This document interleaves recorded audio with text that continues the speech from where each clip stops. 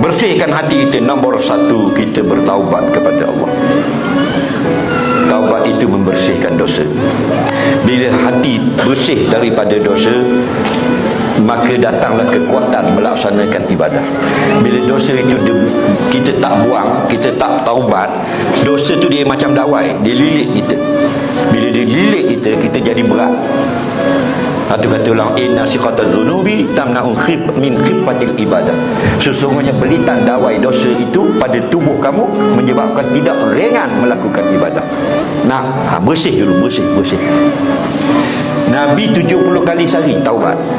Nabi kata, ya ayuhan nas tubu ila rabbikum, wahai manusia, minta ampunlah pada Tuhan kamu. Wa ini atubu ilahi fi yaumin walidin sab'ina marrah. Aku ni sehari semalam minta maaf pada Allah 70 kali. Mulai sekarang amalkan. Lepas subuh 70 kali kata astagfirullah. Bangun tidur 10 kali. Lepas sembahyang subuh 10.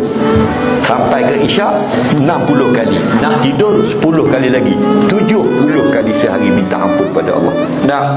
Minta ampun. Allah ni tak heran kita banyak dosa. Dia heran kenapa tak mau minta maaf. Sedangkan dia ni Ghafurur Rahim, sangat-sangat suka memberi keampunan kepada kita. Banyak mana pun dosa, hatta ibu ani zambi kamala zambala. Orang yang minta ampun daripada dosanya, jadilah macam bayi yang tidak pernah melakukan dosa. Kemudian lakukan amal yang disuruh Allah. Dia akan jadi membersihkan hati dengan zikrullah dan sebagainya. Banyakkan selawat, banyakkan istighfar, baca Quran pada waktu malam. Ingat, satu huruf membaca Quran 10 Allah bayar.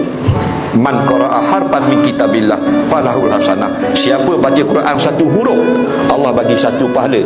Al hasanah bi asyri amsalihha. Satu pahala ganda 10 kali.